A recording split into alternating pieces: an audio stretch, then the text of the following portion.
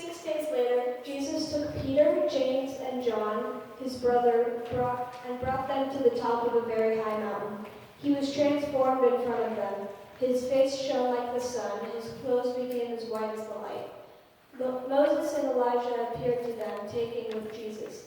Peter reacted to all of this by saying to Jesus, "Lord, it's good that we're here. If you want, I'll make 3 shrines, one for you, one for Moses, one for Elijah."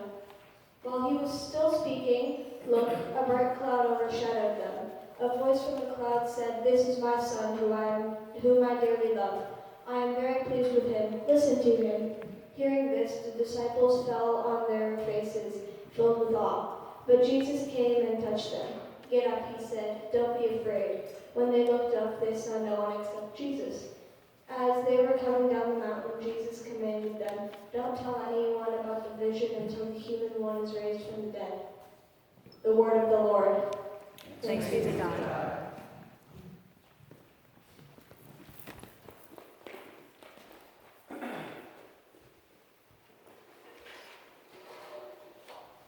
One cold winter morning, the matriarch of a small New England church was nervous when she came to worship. Not that the sidewalks might be icy or that someone might not have turned the boiler on early enough to kick it into gear to make the sanctuary warm, but Betty was anxious because it was the first Sunday with their new pastor. Now, it wasn't a congregational church, so she had no say in the pastor assigned to them, but they traded rumors in the coffee klatch about this pastor had been a troublemaker and might try to stir things up. But by the end of the service, Betty was pleased. As she grasped the hand of the new pastor, Betty told her that all her fears had been relieved. "I listened carefully to your sermon, and I'm so happy. You were wonderful. You didn't say a thing." At least nothing to make anyone uncomfortable. Now, in contrast, a white pastor in Alabama in the 1960s, inspired by the civil rights movement, began preaching about issues of race every week. Preaching from such passages in Ephesians as, "In Christ's flesh he has made both groups into one and broken down the dividing wall that is the hostility between us." One by one, he preached that church down to a handful of people and then remarked, "Good. Now we can finally become a Christian church." In seminary, many of us were told that we should comfort the afflicted and afflict the comfortable. And among your group of peers, that sounds fun and exciting. Now, Case Peter, however, thought that the idea of following Jesus would be an exciting, fun-filled adventure. Jesus afflicted him with some clarity. The text begins, as you heard, by saying, 6 days later. What's the first thing we have to do? So Peter confessed 6 days before that Jesus is the Messiah, the Son of the living God, and he promised Peter the keys to the kingdom. He said, "On this rock I will build my church." But then Jesus told all of them about going to Jerusalem and how he would undergo great suffering and be killed and raised on the 3rd day. Peter responded by rebuking Jesus. "God forbid it," he said. "This must never happen to you." Which Jesus slapped back, "Get behind me, Satan. You are a stumbling block to me." I mean, all Peter had said is, "I don't want bad things to happen to you." But then Jesus told the crowds hanging around, "If any of you want to become my followers, you must say no to yourself and take up your cross and follow me. If anyone wants to save their life, they will lose it. And those who lose their life for my sake, you will find it. For what will it profit if you gain the whole world, but lose your life?" So that's the context. 6 days later, Jesus took Peter, James, and John and went up with them on a high mountain.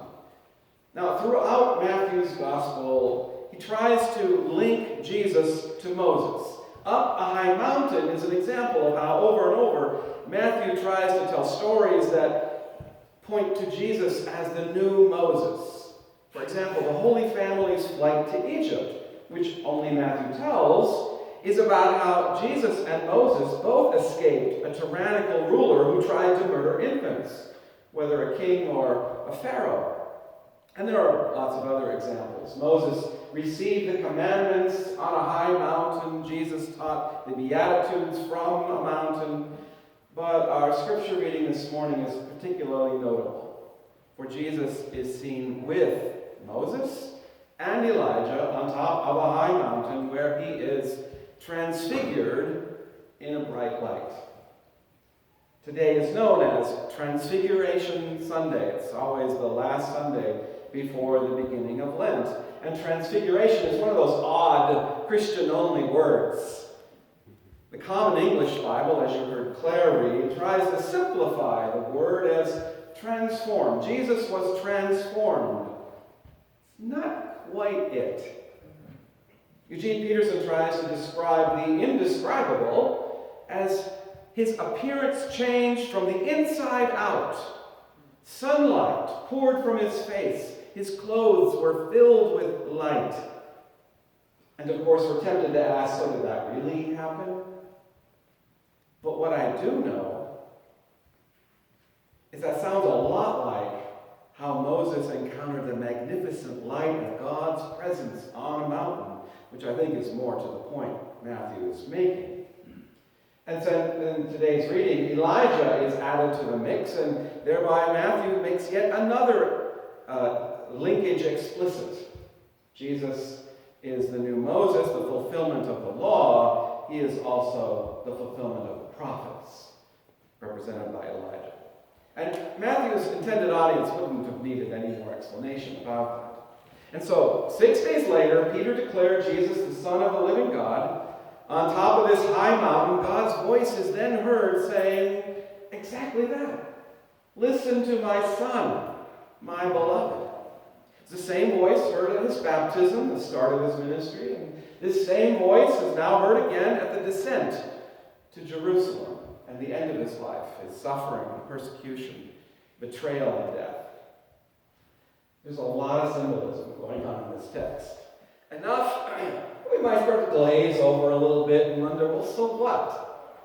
So, if I've lost you in all this background context, come on back, because I want to talk about what do we do with this? And how does Peter respond to all of this?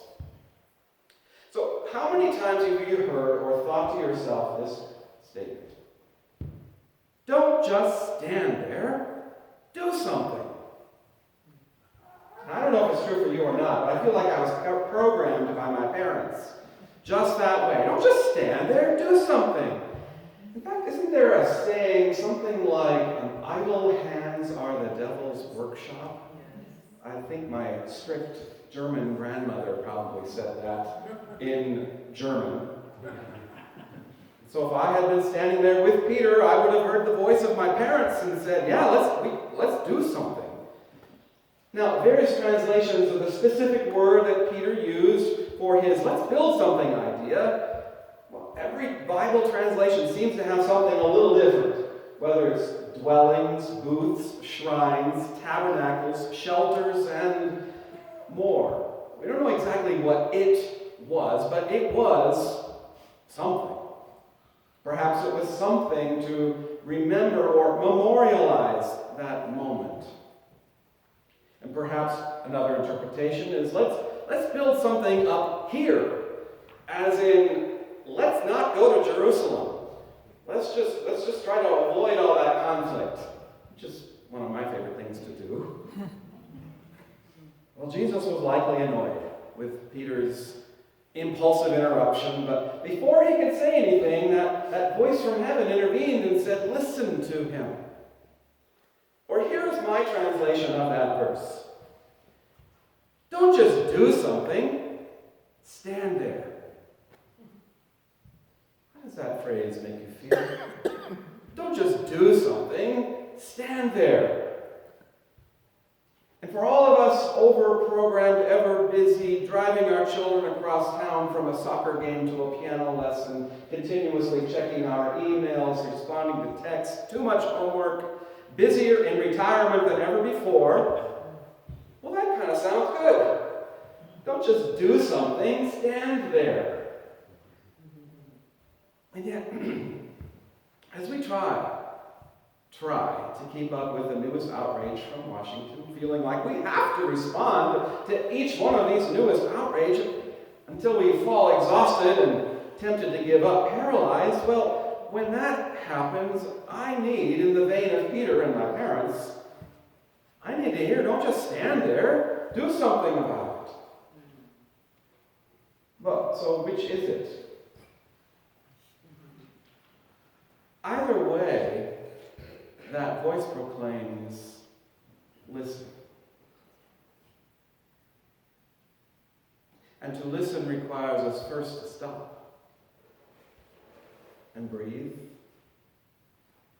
I love how Terry tells us sometimes to put our feet on the ground, put our backs into the chairs, feel grounded and supported, so that when we breathe in, it is not just random air, it is grounded and centered air.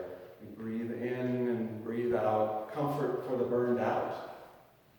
And we breathe in and breathe out, comfort for the broken down, and comfort for the afflicted. But some folks, like Betty, our matriarch from New England, which I don't mean to pick on her, but they don't want that comfort interrupted or to be afflicted by hearing about the needs of the world.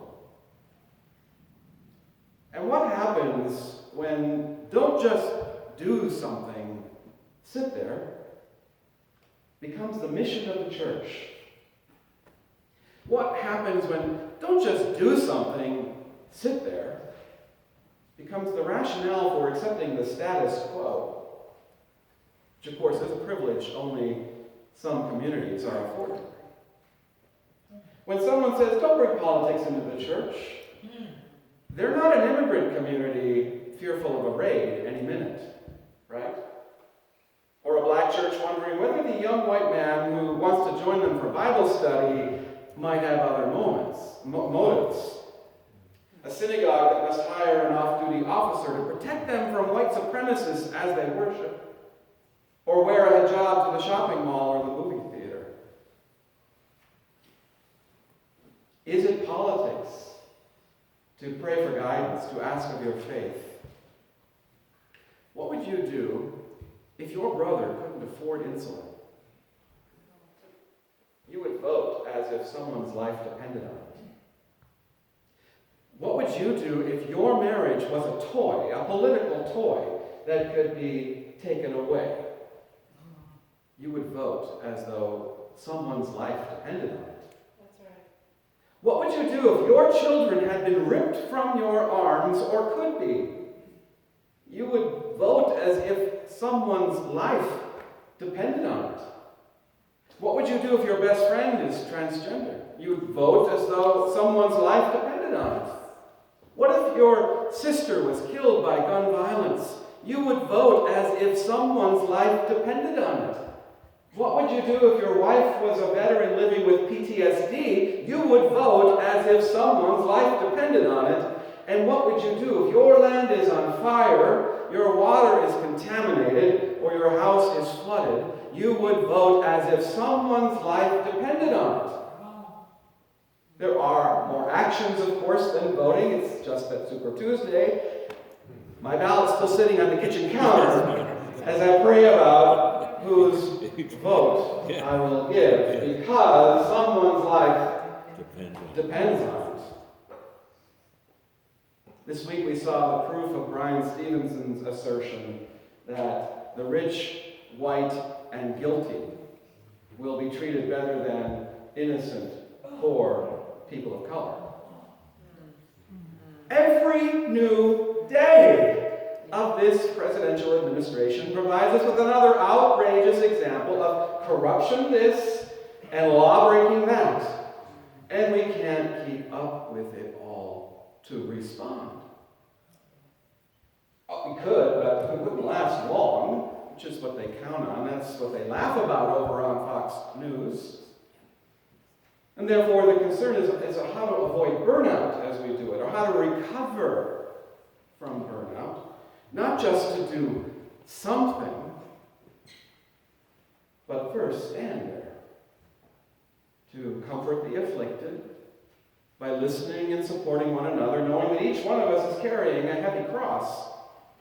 To listen and pray for that voice from deep within a cloud, and then to listen to each other so that we don't just stand there, but begin to do something as if someone's life, including yours, depended on it. Now, the lesson I see from Peter is not just to react in the moment and do something, or to stay on the mountain to avoid doing anything. It's first to listen, and then it's to do the one thing you especially can do. That thing for which your gifts and your talents make you uniquely qualified. And what is that thing?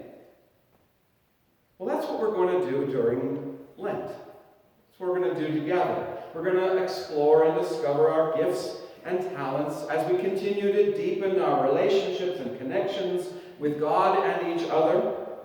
The second phase of our relational campaign from last fall starts Wednesday night during the Ash Wednesday service. Will continue every Sunday in March during the second hour, and will take place during more intimate meals in homes and small gatherings in April, and will end with a day-long retreat in May. It's a lot of listening before we start some more doing. And we often think of Lent as a time when we give something up. And it's appropriate, because when we listen and act accordingly, we may need to say no to some things, to give some things up in order to say yes to take something else up. Like our cross. Jesus said, if any of you want to become my followers, you must say no to yourself and take up your cross and follow me. And if anyone wants to save their life, you will lose it. And those who lose their life for my sake, you will find it. For what will it profit you to gain the whole world, but lose your life? And as followers of Jesus, that's our invitation. Which I'm curious whether you think, is that a comfort or is that an affliction?